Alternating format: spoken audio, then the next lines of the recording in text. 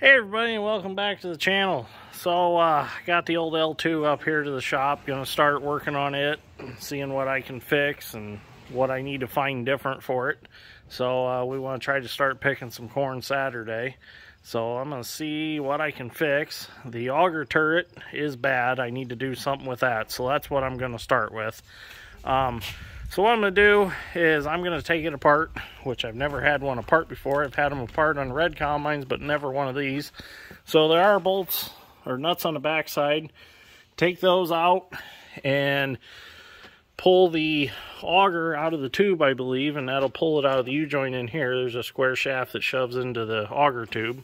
So I believe that's how it all comes apart, and then take the chain off and take them nuts off, and it should slide away from the combine and come off. So that's what I'm going to start doing, and see if we can either repair the auger turret. I've been told that you can actually cut the rails that the balls run in. You can cut the rail and you can expand it a little bit to tighten it up and weld it back together. So we're going to get it apart, have a look at it, and see if it's possible that we can fix it. If not, I'll have to go try to find a used one or find a new one and put on it. And I've been told you can also update them to the newer style R-series combines where they're like a poly bushing instead of the round balls. So let's get it tore apart and see what we got. So in order to get that auger slid out, we're going to have to take the end of the auger off here.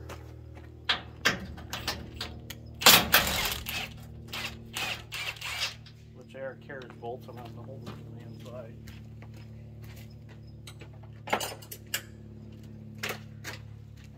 Gotta get in the ladder. It's tall, but not that tall. Oh, I forgot to add rotten corn on it.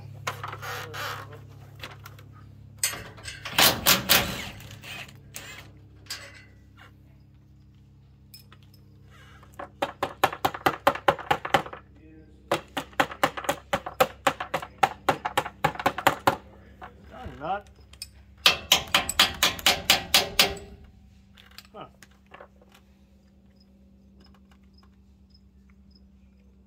This would have never happened if I wasn't videoing. Thank God.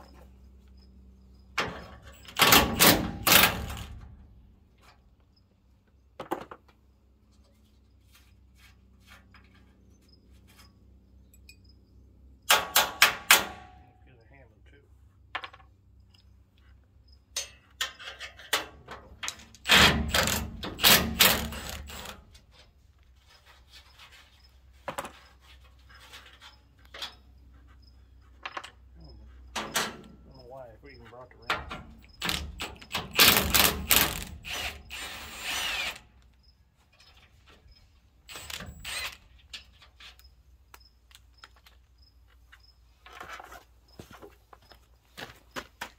Okay, I'm gonna go grab a hammer and we'll knock them bolts out.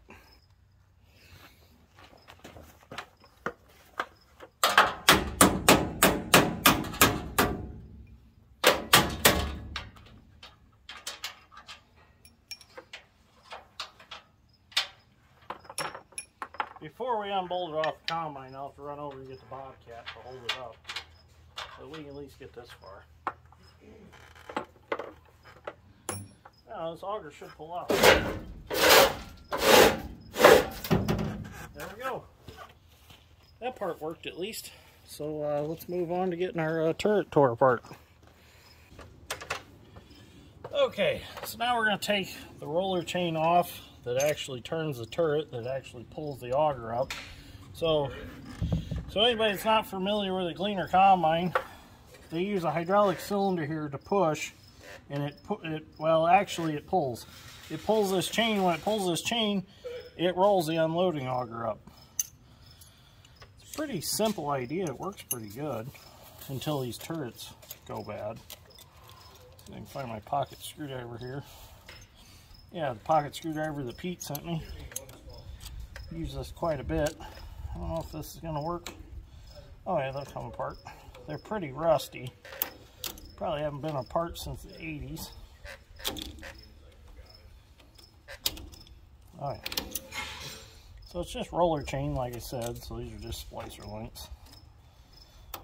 I soaked them down with some old rusties before we started. It looks like we're going to have to replace these clips because they're in pretty bad shape. If I get it off of there. Yeah, probably end up trashing this one. Yep, there's that one. Let's see if we can get it. Chain. Oh yeah, they might come apart.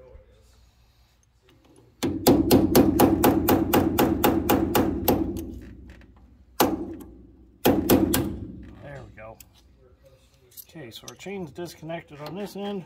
We just gotta disconnect it on the other end. Let that fall down. Just let her hang. Put that there. Get this one apart.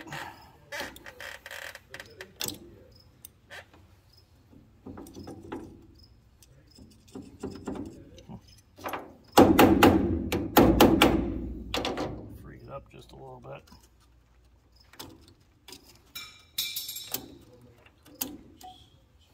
There we go. Now it'll come apart. So we get this one apart, now we'll just throw this chain down. Clips there.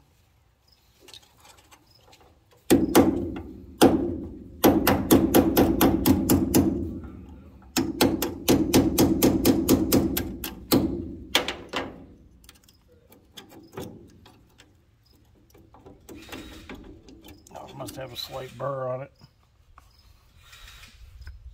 Now, these rollers are adjustable that this chain runs around, and the bottom one, I did back it off just a little bit so it would free up some slack in this chain. There it goes.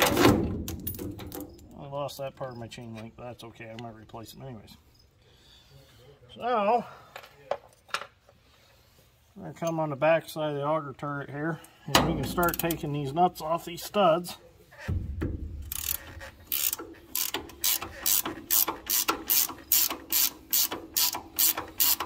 Can't remember how many there are. I think there's 8 of them, or there's 6 or 8 of them. We'll get a few off, and then we'll get it rigged up so we can pick it up, and we'll take it off. This one actually has a support that goes to the grain tank.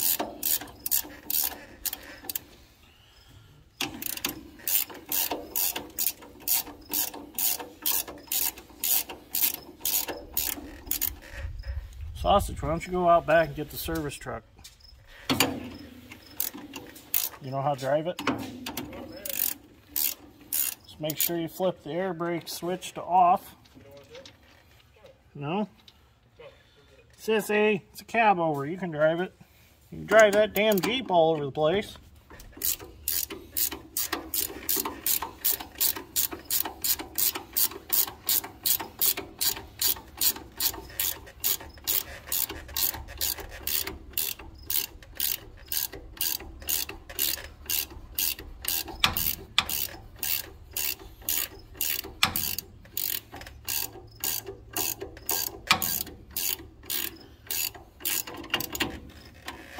Probably get an impact for most of these. I think I'm going to do that.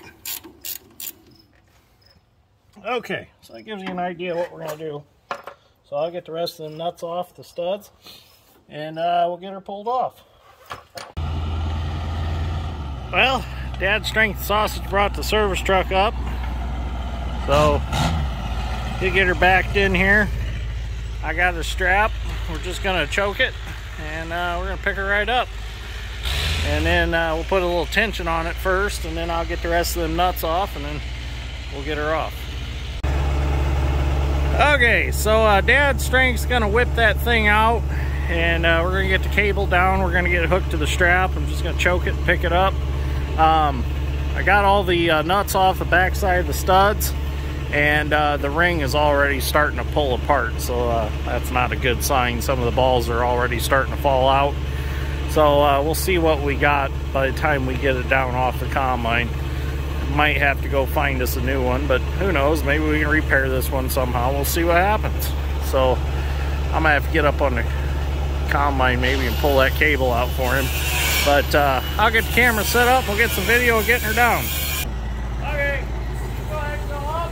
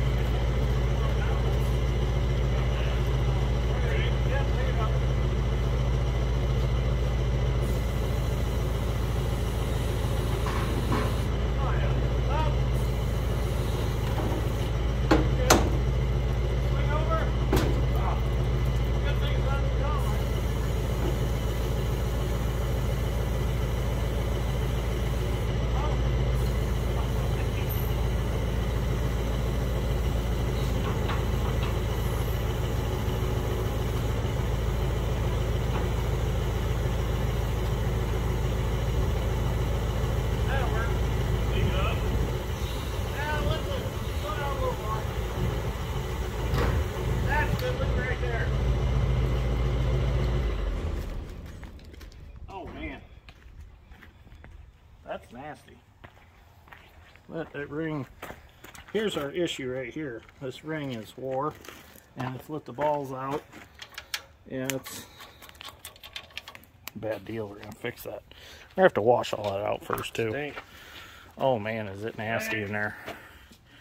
Looks like somebody's been in here before. That don't look factory original. Huh. So we'll get all this cleaned up and see what we got. Okay, so I washed everything up, and you can tell that this ring is really messed up.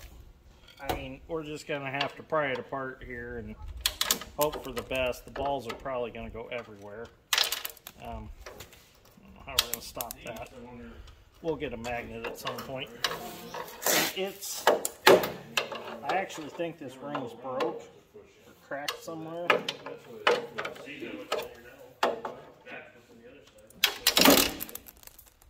Oh boy. I'm actually... Whoa. Whoops. Fell off my rolly chair. I gotta find something to capture the balls in. Okay, so now I got us a drain pan here to catch the balls in. See what happens. Ouch, my finger.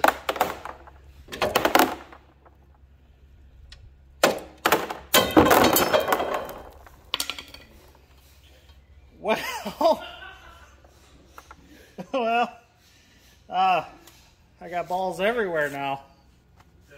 It really launched them. I don't recommend doing this like I just did it. But there's a ring out of there. Oh, that's nasty. I hear you, Clara. I'll come see you in a little bit. Clara's in the backyard yelling. What? You're coming to help me? Okay.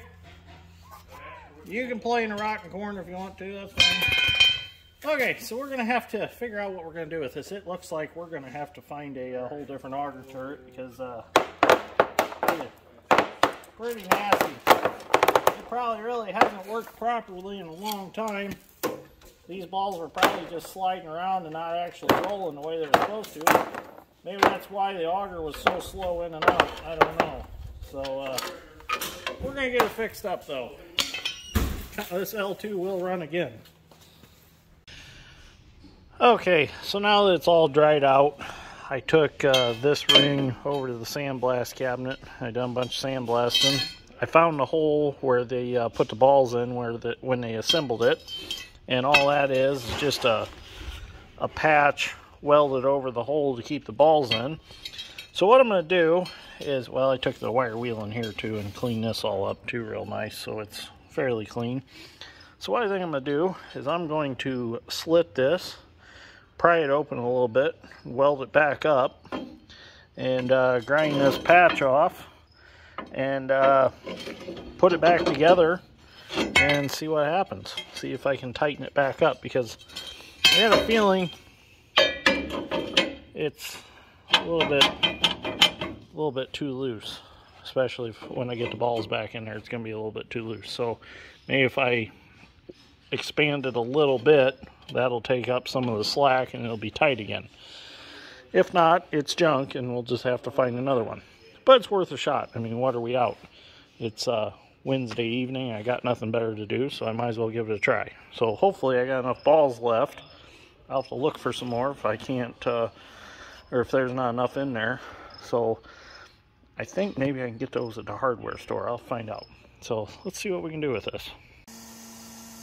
Well, we're going to take a break from the Gleaner project and run over to my buddy Mort's and pick up the potato digger that I bought that I'm going to use to dig my peanuts with. So getting the truck fueled up, and we're going to head over there and get that. So we'll get some video getting that loaded on the trailer, and we'll get some video of it when we get it home. Well, we made it back from our buddy Mort's tonight, and it's too late to work on a Gleaner. So check out my new Milwaukee flashlight I carry in my pocket. This thing's pretty sweet. Got it last weekend. I love it. Well, anyways, so let me show you what we got from our good old buddy Mort. We got the peanut digger, or potato digger, I should say. This is a OK Champion potato digger. It's from the Champion Corporation, and they were built in Hammond, Indiana. It's hard to see that. There you go. They were built right here in Hammond, Indiana, so this is not too far away from where it was originally built. So it is missing the have like a dolly set up here in the front with 2 steel wheels, and it actually was horse drawn. It had a hitch off of that you hooked your horses to. That's long gone. Who knows where it ended up. It didn't have it the whole time Mort had it. So this is actually fully functional. Him and his son-in-law dug potatoes with it last fall. They actually got it all freed up, so it is operational. And it has the shaker on the back that shakes the dirt out of the peanuts also, or out of the potatoes, but it's going to shake the dirt off the peanut vine. So that's going to be real handy, and that's adjustable. You can change a pitch on it to make them stay on there longer or fall off of it faster.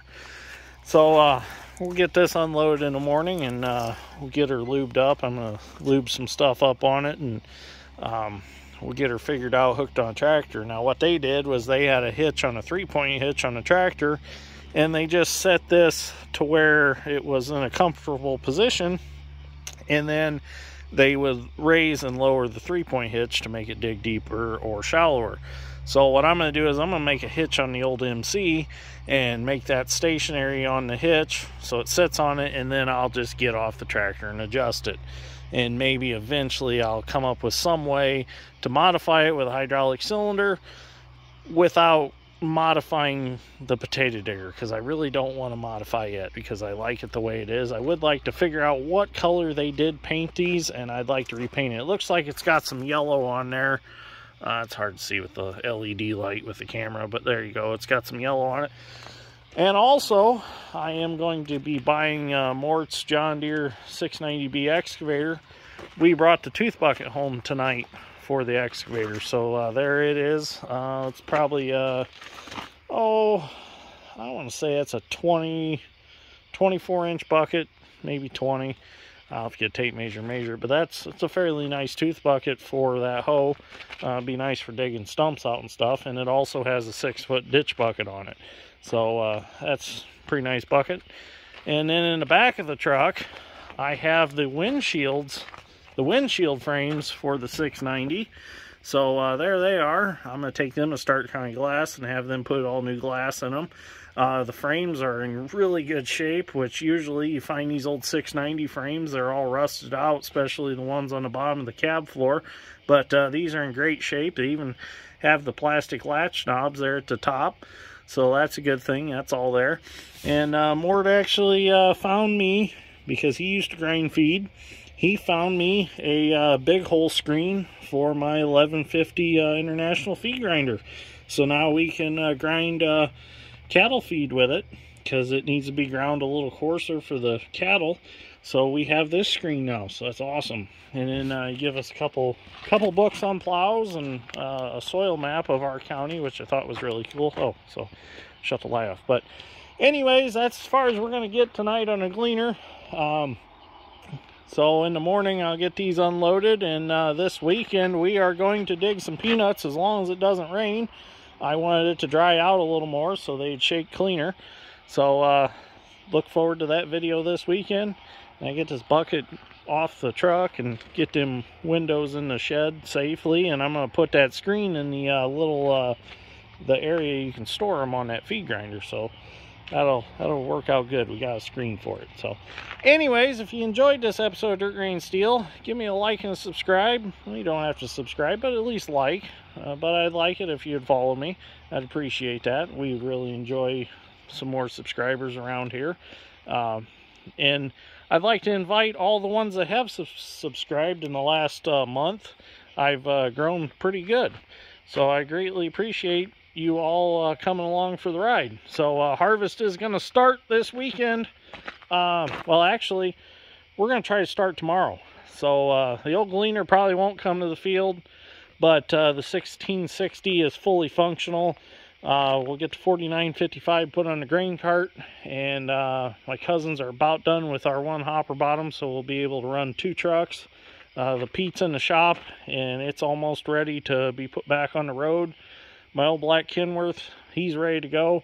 I just got to weld up the Y pipe and the exhaust because it's got a crack in it. I like stay on top of that so it don't completely crack. This cheap exhaust pipe these days, you know, it's just not very quality stuff anymore. So anyways, thank you for watching. I greatly appreciate it, and we'll see you all in the next one.